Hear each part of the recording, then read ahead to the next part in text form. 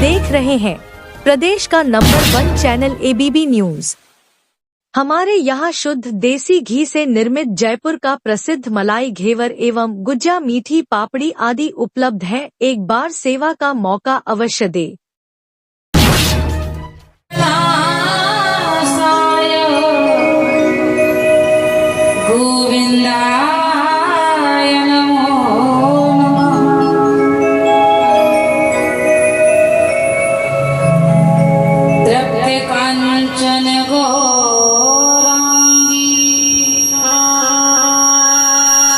राधे वृंदावनेश्वरी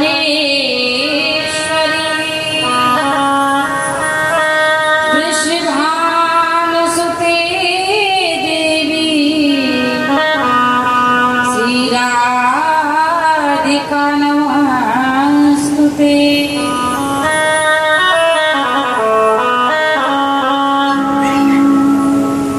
गजब की बांसुरी बजती है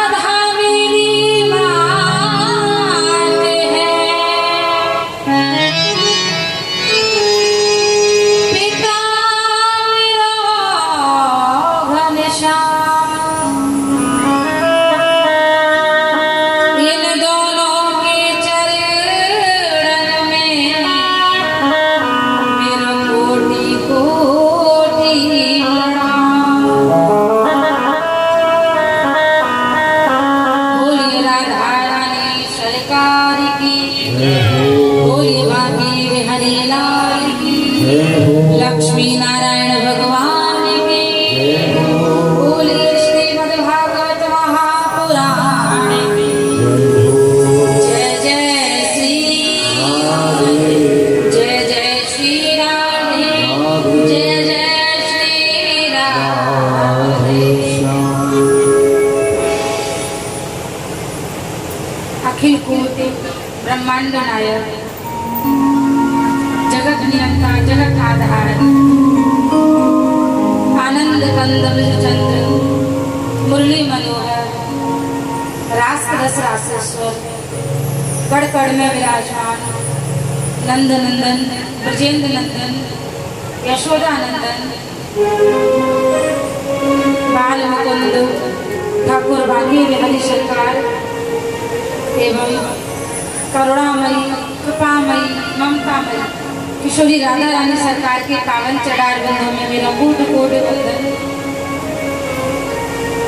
जो एक नहीं, दो नहीं, तीन नहीं, अनंत अनंत ब्रह्मांडों के अनंत अनंत ब्रह्मा विष्णु महेश को भी जो वरदान देने वाली हैं, वो किशोरी राधा रानी सरकार हमारे ऊपर कृपा करें। श्री लक्ष्मी नारायण भगवान के पावन चरणों में मेरा कोटि कोटि वंदन एवं प्रांगण में विद्यमान समस्त देवगण समस्त शक्तियाएं इष्ट देवता कुल देवता स्थान देवता एवं प्रांगण में विद्यमान बुजुर्ग बंधु भाई बंधु माताएं बहनें एवं छोटे छोटे प्यारे प्यारे बच्चों के हृदय में विद्यमान परम ब्रह्म परमात्मा के अभिन्न स्वरूप का मैं सही दिल से स्वागत करती हूँ, वंदना करती हूँ। और किशोरी जी से प्रार्थना करती हूँ कि हे किशोरी जी, हम सबके ऊपर अपनी कृपा दृष्टि बना करके रखें, क्योंकि संसार में हम कितने भी जतन कर लें, कितने भी पुण्य कर लें, कितने भी तीर्थ कर लें, लेकिन जब तक हे श्यामा जी, हे लाडली जी, आपकी कृपा नहीं होगी, आपकी दया नहीं होगी, आपकी दृष्टि हमारे ऊपर नहीं होगी, तब तक हमारे द्वारा किए गए हर कार्य व्यर्थ हैं। और चाहे हम कुछ ना करें, हम बड़े से बड़े पापी हों, बड़े से बड़े नीच हों, बड़े से बड़े अधम हों, लेकिन अगर फिर भी आपकी कृपा दृष्टि हमारे ऊपर हो गई तो हमारे जीवन का सार हमें मिल गया, हमारा जीवन सौभाग्यमय हो गया। तो ऐसी मंगल कामना करते हुए आइए श्री किशोरी जी के पावन चरणारविंदों को हृदयांतर में धारण करते हैं और उनसे प्रार्थना करते हैं कि हे राधा रानी, हो राधा रानी दया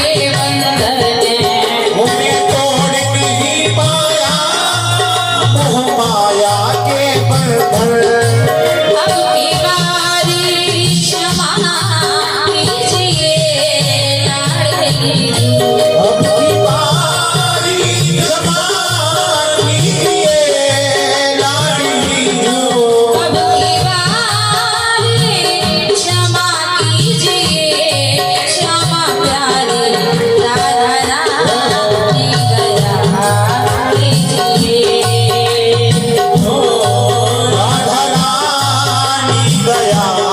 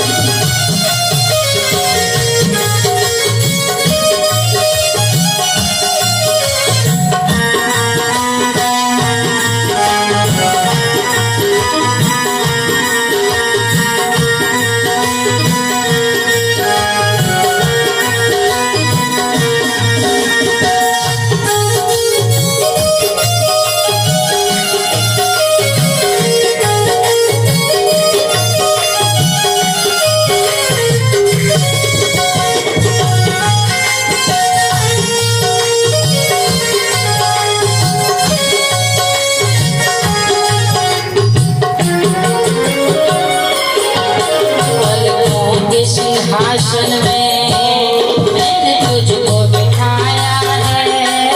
पलकों के सिंहासन में मैंने तुझको बिठाया है।